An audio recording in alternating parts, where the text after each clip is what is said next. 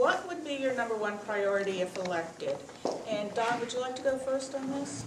Well, the first, I would say we have to cut the social engineering aspect and get back to the educational development of our students. It has to, and when we do that, there's many programs that we can pair, and then that will give us a monetary savings for, as Mr. Richards mentioned, the tough economic times which are upon us.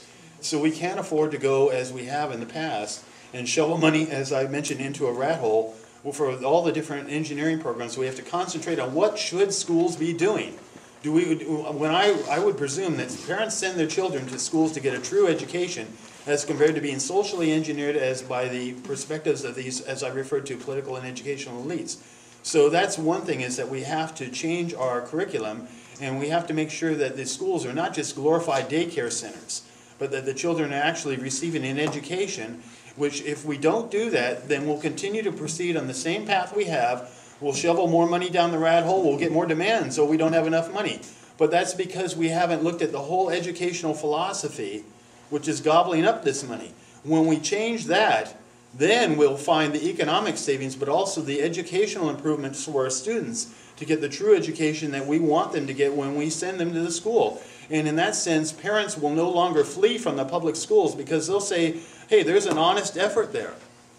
We don't have to yank our kids out of schools to save them. And when those parents come back to the schools, one, stop leaving, and two, come back, then you'll have a more united front to gain the monetary resources. Right now, people are not going to give monetary resources to the schools, and I actually say don't do it unless these political and educational elites surrender in their war against our children. When they do that and give an indication that they want an honest education, then people should give them money. But otherwise, forget it, because otherwise they'll hold this demand for money as a knife over your head all the time, continuously, and you won't get the results that we deserve. Thank you. Rick, would you like to go next, talk about your #1 priority? Sure. Actually, I have 2 priorities I'll be running at the same time. It's all around fiscal responsibility and solvency of our district. We have established a parent community committee, the budget advisory committee made up of parents, made up of staff, teachers, everybody within our district.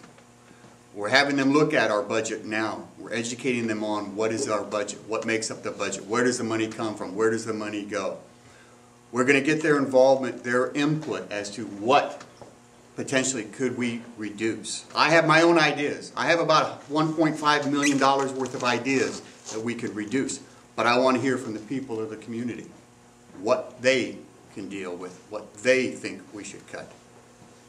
That's going to be the first priority that we have, but the committee will be working hand in hand, which will hopefully will start mending the bridges and rebuilding the trust that we need, not only within our community, but within the teaching staff, the clerical staff, custodial staff, all the staff within our district. It's been a difficult year this year with negotiations and everything else that has gone on. And I'm the first one to say it has been one of the worst years that I have seen since I have been on the board in the 8 years. I have made some very difficult decisions this year that I had a lot of difficulty making the decision that I needed to make. We need to start coming together now. We need to put aside any bitter feelings and move forward for what is best for this community and our kids in our schools. Thank you. Thank you. Andrew, would you like to talk about Morgan's priorities? Sure. I think that Morgan's #1 priority is the same as what Mr. Richards just discussed, which is to improve the working relationship with the teachers and district employees. In conjunction with achieving that goal, however, is taking a fresh approach. And I think it's difficult for those who have run the status quo for the past 4 and 8 years to now say, now is the time that we're going to establish a better working relationship. Every board member who has been elected since there was a school board was done so to act in the best interests of the community. And what we've seen is a grinding mess of a relationship between the district, the board, and the teachers. It's going to be very difficult to establish a good relationship with the current leadership that we have. Morgan's goal is to bring a fresh approach, fresh blood, to the board so that new relationships can be established, new bonds can be made, and greater transparency can be achieved. And Morgan's been working with the teachers. She has the endorsement of the teachers union and many of the individual teachers, and she's ready to step into that role and establish those bonds because, for the most part, she already has. And so her number one priority is to establish that transparency and strong bond. Okay, thank you. Hermy? My priority is the school safety. This is the area that was neglected to look upon by the current school board. And as I said, I have a son and I have a daughter who graduated last June.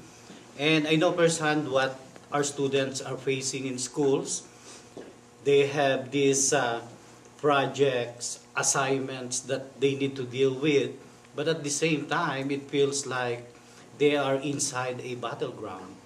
And our students don't have to feel threatened when they are inside the school.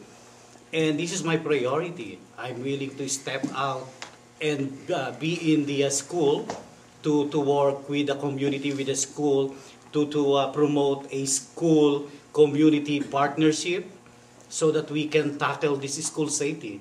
It's a high priority now that our children, our students, need to have a peace of mind so that they can deal with their everyday tasks in schools. So the school safety will be my highest priority, which is needed.